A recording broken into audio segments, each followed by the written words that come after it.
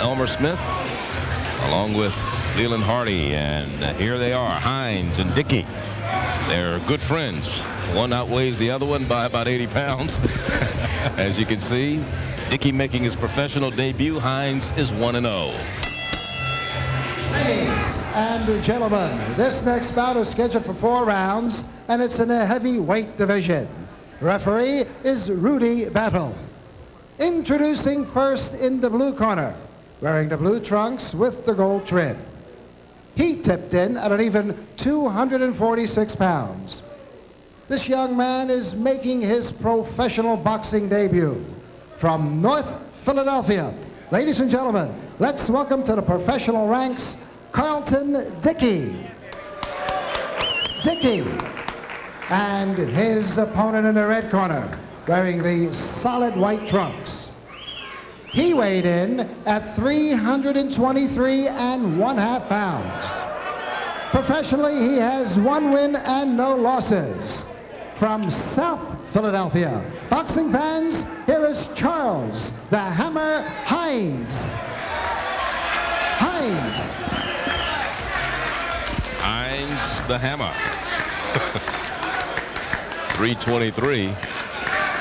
Carlton Dickey. A nice clean fight. Let me have a clean break. Good luck to both of you. Let's touch up. Rudy Battle is the referee for this one, scheduled for 4 in the heavyweight division. Dickey making his pro debut, and these young men know each other well. They've fought against each other. Yes. And it's in the street, that is. And with each other. That's right. Non-sanctioned bouts without the Marquess of Queensbury rules. They grew up around the same neighborhood in South Philly. I had lunch earlier with Carlton Dickey, who is very concerned about being in with a much heavier puncher. I thought you were going to say you were had for lunch by him. He could have anything he wants for lunch. When I saw him at the weigh-in earlier today, I thought he was a professional football player here with someone else. He had on a Phoenix Cardinal sweatshirt. Hines has boxing skills. I mean, he's using the jab. He's coming forward. He's not flailing away. He's coming forward with the jab in the right hand, digging downstairs. Well, he's a very, very big puncher. He cooled it. And obviously fairly strong. As he threw Hines all the way, should say Dickey, all the way across the ring.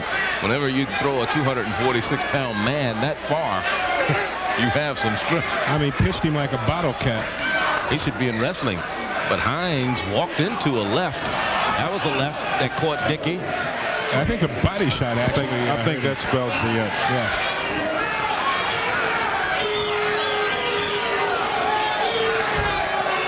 That's it. As you said, Leland, it may have been the body shot prior to the shot with the hand. Hines came in with a purpose. He, despite being a little anxious, his second pro fight, he did come in with some skills.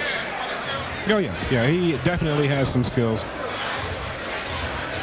I think he's a fighter that could benefit by the loss of about 15 or 20 pounds at least. I asked him why he got into boxing. Because of his size, you would think maybe he would be interested in another sport like football, and he said, a better lifestyle. The one that he had, he wasn't happy with. And we're talking about his street prowess in Philadelphia. Yes. And let's see that body shot you were talking about. Right there. There it is, yeah. Into the left I thought rib. I saw him land the body shot first. Into the left rib. Actually, it was only the body shot. He has trained a year and a half. This is only his second pro fight. He said his style is to rumble. Yeah, he has been causing a lot of thunder in the Joe Frazier Gym in Broad Glenwood in North Philly. And he's a fighter that those people who have been watching him closely in the gym wars think has a good deal of potential, and we can see some of that potential in this fight tonight.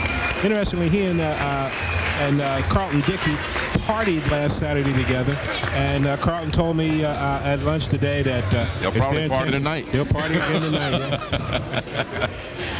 As you look at Charlie Hines, who increased his record to 2-0, and no doubt about what he's been able to do in the ring as he goes over to his good friend and gives him a big hug. Let's go to Ed Darian for the decision. Ladies and gentlemen, the time of this bout, 1 minute and 22 seconds of the first round, and a winner by a knockout. For his second straight win in as many pro bouts, Charles the Hammer Hines. And how about a nice round of applause for Carlton Dickey, young man making his pro debut this evening. Let's hear it, Paul. You know, for his size, he's not a bad-looking specimen. He could lose a few pounds, but he doesn't look bad, does it? And he's not slow at all. He's not slow. He's rather fast on his feet. Reminds me in a little bit, in that regard, a little bit of Buster Mathis, a fighter who came out of a similar size, actually, and was very light on his feet. And, of course, our Leland Hardy is in the ring right now, and Charlie Hines, the Hammer, we'll be over talking to him momentarily. You talk about the heavyweight division and what's going on right now as we look at some of the action here. We watch that body shot right there to the left side of his opponent, Dickey. Leland Hardy, let's go to him right now. Leland? I've got the big Hammer Hines, and he's a very, very big man. People see you come into the ring to think you're going to flail away and throw your weight around, but you came in with some real boxing skills. You used the jab, you used the right hand. What kind of things are you working on in the gymnasium? What do you look to do in the next year or so? Well, mainly I'm wishing to get in shape right now because, you know, I'm kind of out of shape. But whatever Bush Lewis has set for me in the future, that's what I'm going with. Well, you came in here at 323.5. What kind of a target weight do you look at? About 280. So you want to try to shed 40 pounds or so. Yeah. Doing the road work, eating the right things. Right.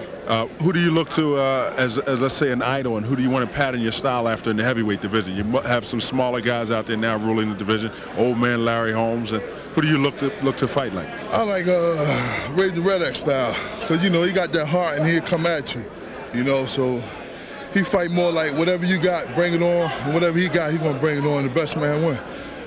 Well, one of the things that we noticed is that you landed a couple of big body shots that sent your man down. And you don't see too many heavyweights really focus on the fundamentals, the jab and then body shots. Right. Is that something you work on in the gym also? Yes, because that's basically that's what you learn first as far as a fighter. So if you work with the bases and then everything else come like an uppercut, left hook, everything else will come your way. A man as big as yourself. Do you see the guys being intimidated of your size when you come into the ring? Yes, most definitely they're intimidated once they see me, but it's up to me to keep that intimidation in them as far as fighting them. If I come out, you can be the biggest guy in the world. If you don't know what you're doing, they'll lack up off you anyway. Well, we're going to see you come out here and scare some more guys right here on BET Boxing tonight. Charlie, back to you.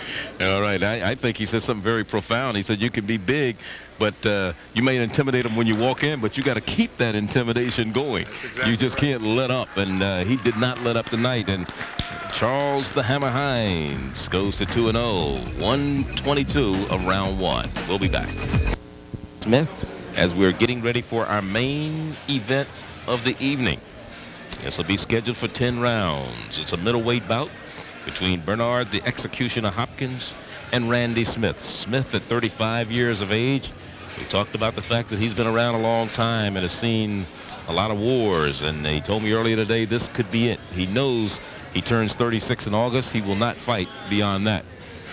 He's looked for the big payday. It has really never happened for him. He's fought some very game opponents.